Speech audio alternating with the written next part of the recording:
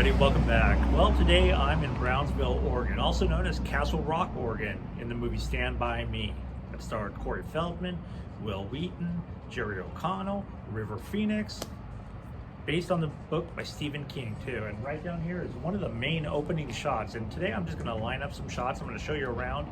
It's only about a mile by a half mile. I mean, this main street. It's surreal being here. I mean, growing up in this movie, knowing this movie so well, 40 years later, let's go look around. I was living in a small town in Oregon called Castle Rock.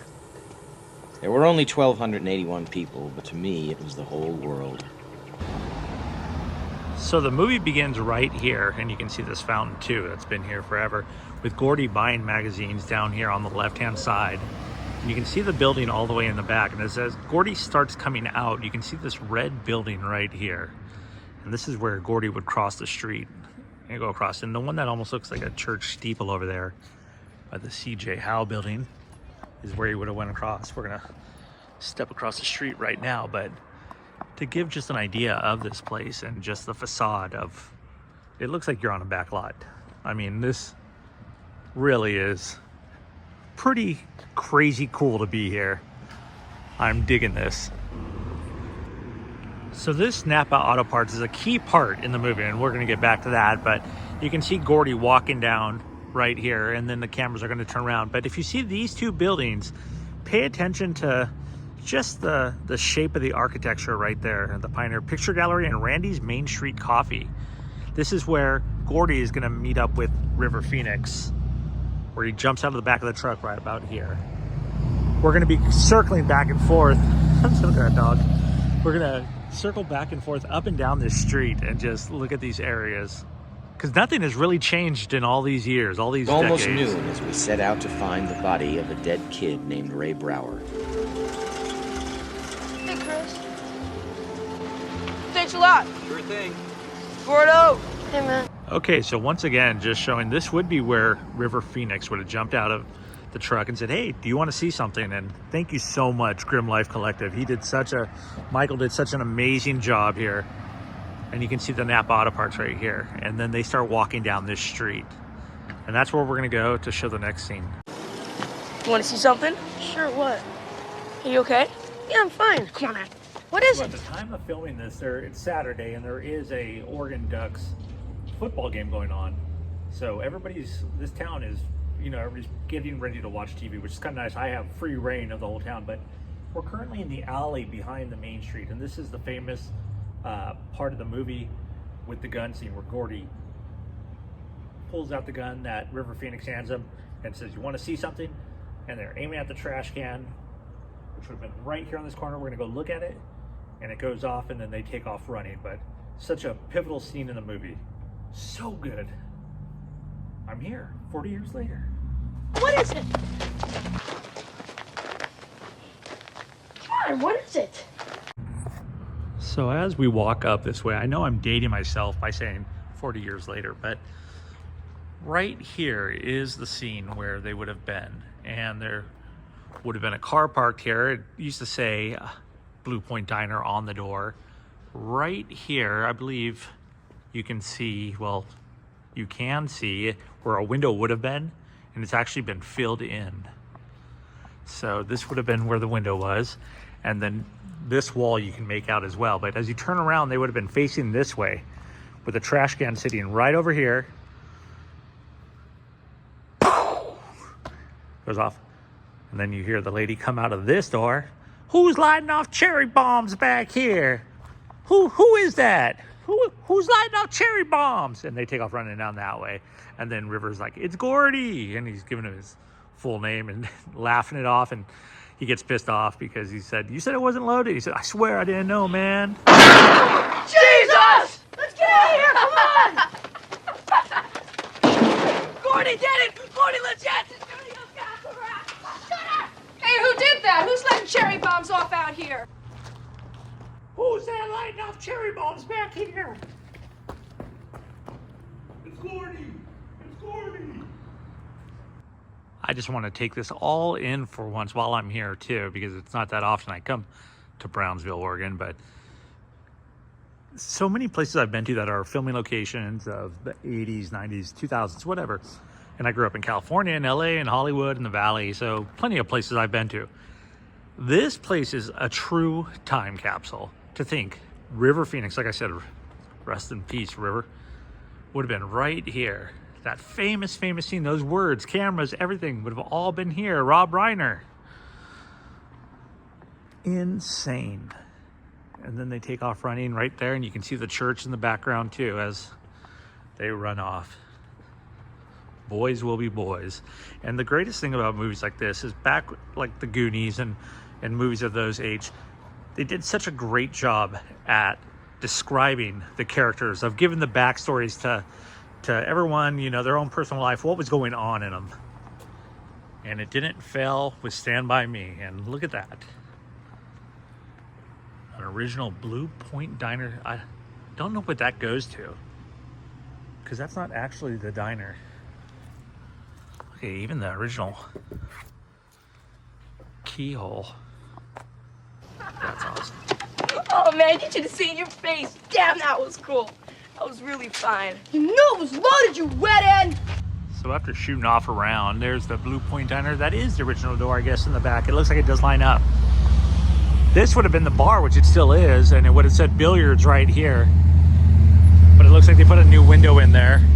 The Brownsville Saloon. So this is where Kiefer Sutherland would have came out in Eyeball, and they would have took his hat, Gordy's hat, and this is exactly where that would have happened. And then the whole scenario about your brother's not too polite, Eyeball, and right here, Kiefer would have came out of there. Cig in mouth, just hanging off the lip. Hey girls, where you going? Hey, come on, man, my brother gave me that. Your brother's not very polite, Eyeball. Now, Christopher. I finally got my camera to balance. It's on a picket fence, but this is so cool. So you see, and I'll show, but they're walking in, the Coca-Cola sign right here painted on the wall, and you can see that they've redone it, obviously, but it's still, you don't see that every day. Usually you'll see the Ghost Riding or the Road Stout. From the movie, you would see River walking back in, and rest in peace, River, but there it is, right there. I mean, you're walking in, and I'm gonna go back to that area. I don't know, I'm gonna mash this all up. It's not gonna be in complete order. I'm gonna try to put it in sequential order as much as I can. Stand by me. So I am gonna go down there, and that's where the bridge is, where they're walking in at the end of the movie, and that's where it's like wrapping up, where they all go to their own respective homes.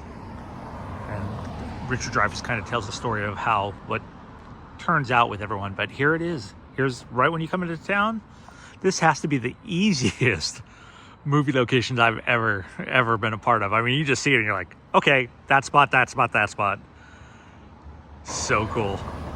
To give an overview of how small this area is, I mean, I'm just trying to show, this is the main street right here, and then this is the little outlet that goes just off to the right. And then pretty much if you go down any further, you go to the end of the street, you make a left or a right, and that pretty much will sum up the whole town of, well, in this movie, Castle Rock. I'm really having a good time, if you guys can't tell. We've now made our way over to Pioneer Park, and Pioneer Park is an instrumental part of the movie where Gordy is telling them when they're all getting settled for the night, telling stories, and he tells the story of Lardass. Now, Lardass was a kid, and if you've seen the movie, you know I've given you ample time to watch the movie, where everybody made fun of in the town. I mean, everybody made fun of him. So when the blueberry pie eating contest came up, I believe it was he drank a bunch of oil or something. I forget that part of it. It's been a while since I've seen this movie, but then ate all the blueberry pie that he could in the pie eating contest. That was right here, and they built a tent around it for the movie. If you remember that part, I'll put a clip in too. And then he throws up and causes everybody to throw up and barf on each other, and that's what it is. It's the whole barf scene of the blueberry pie. The lady was telling me inside the museum, July 23rd, now the last July, Saturday of every year here inside Brownsville, they have a pie eating contest. Same spot. Thousands of people come out, and a lot of fun, I'm told. Bill Travis knew it. He was covered with 5 pies worth of used blueberries. Boss man Bob Cormier took one look at Bill Travis and barfed on Principal Wiggins. Principal Wiggins barfed on the lumberjack that was sitting next to him. Mayor Grundy barfed on his wife's tits. But when the smell hit the crowd, that's when Lard-Ass's plan really started to work. So QR code included. There you go. The park in front of you is the location of the film's Blueberry Pie Eating Contest, which features nearly 100 Brownsville residents as extras. Did you know? After filming, the production donated picnic tables for use in the park. And here is that park, said park. They really do embrace the whole Stand By Me around here. I mean, they just know. I mean, that's what this area is famous for now. I mean, it's a beautiful area. I mean, look at they have the little benches over there in the stage area, the old oaks, and the awesome colors of fall. The rains are coming too, but everybody's just kind of enjoying it. Now I got one more place to show. Hey, Lard-Ass. He pukes on everybody. It's pretty funny. I love it. It's the best revenge. So there's a community something over there. I can't read it. My eyesight's out. Okay, so let's wrap this up. Welcome to historic Brownsville. Welcomes you home. And I know this seems, well, it is an ending, but it seems like a beginning. We're gonna walk down to the main bridge. Kind of look at the river too. And this is the bridge that connects the town. But this is the last shot that you see where Chris, Teddy, Gordy, and Vern are all walking back. The 4 12-year-olds, the stars of the movie, are all heading back into town. But after their trip out and everything they got into, they're all changed, you know, and they all kind of go off in their own separate ways in life for the most part. Just like so many of us all have. I know I have. 86 is when this movie was done. 41 years about. That is so awesome to me. I had such a blast here. Once again, Grim Life Collective, Michael, thank you for, I kind of followed in his footsteps of how he found everything here. And I had a blast. The museum, I would definitely come back. I'd come back for Stand By Me days, and I would come back just to enjoy it. The people are so nice. Thanks for watching. As always, leave a comment. Otherwise, please consider subscribing, and I'll see you next time. Town seemed different, smaller.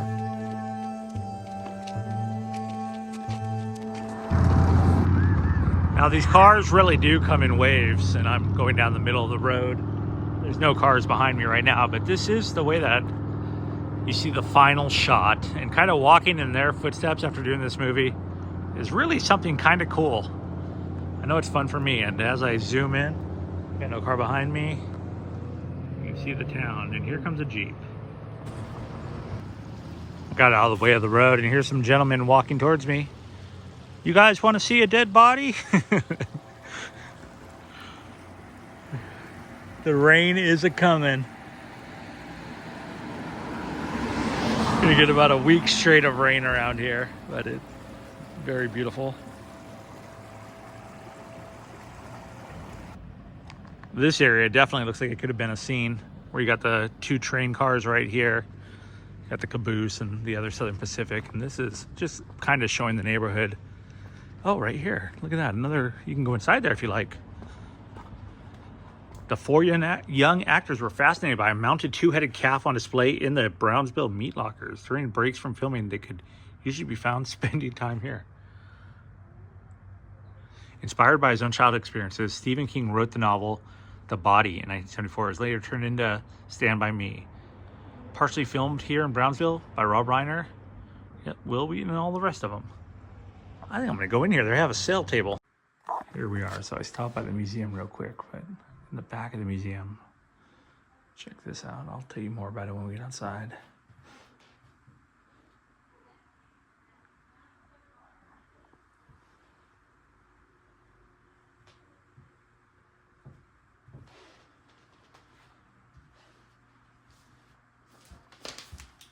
That was me.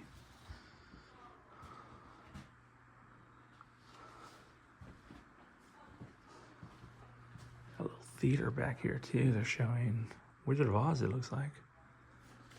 The people here are so nice. Can't wait to tell you guys about it when I get outside.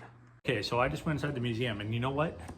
Go in the museum. Don't sell yourself short. It is cool. I mean, besides Stand By Me, the relics that I tried to show, the lady in there, the knowledge, the town, the railroad town, everything is cool. She gave me this too. Get yourself the Stand By Me walking tour. We're gonna hit another spot right now. We have 2 more spots. Also has a map. There's the town.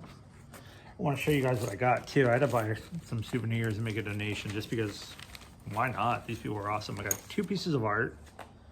These little watercolors. I like them. Here's the other one. This one's called, it's Joni Nelson. I think I paid for everything at $8. One of my favorite parts in the movie. I brought a comb. Jerry O'Connell from Stand By Me Day. Now it's not always on July 23rd because it fell on Tuesday this year, and I guess that screwed things up for a lot of people. So it's the 4th Saturday of July in Brownsville, the Stand By Me Day. And Corey Feldman got his dog tag. And this is another Stand By Me Day. So yeah, a little contribution to the museum. Now let's go check out the final 2 spots that we have.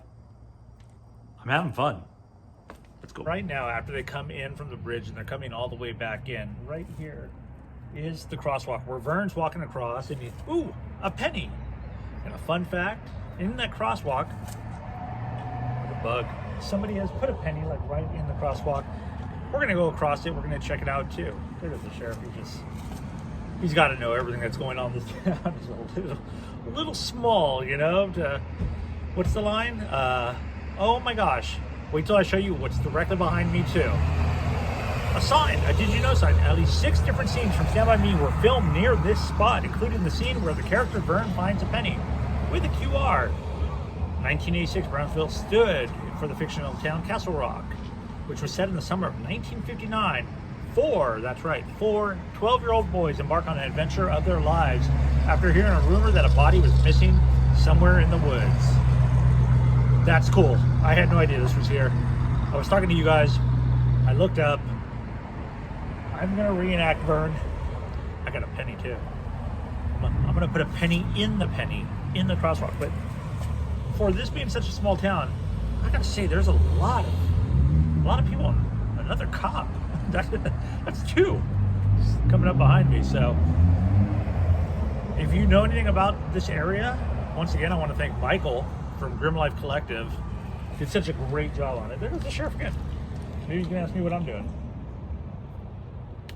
I'm filming a video on Stand By Me, but let's go do this. The sheriff did turn behind me and now he's circling again, but here's the sign I was talking about. The did you know? And here's, if you're looking for little facts, here's a QR code. Now it's busy getting in this intersection, but I'm gonna do it, I swear.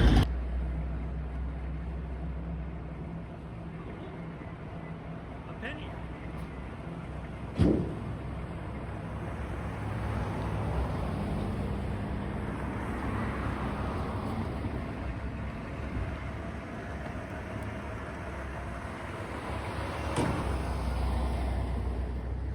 Was in fact the intersection, and right here, I'll show you. Come with me. So here's one thing I really want to show. If you do come into town, the Napa right here, and this building is still the same. Somebody had the wherewithal to put a penny, and I'll just put another penny on top of that. But you can see this building, like I was saying, the Randy's, and down this street. This post was here. There was another tree down there, and here's a museum too. Well, it looks like it's open. Might stop in there real quick, and there's the Napa. I'm just not gonna put too much on video. How cool, Castle Rock.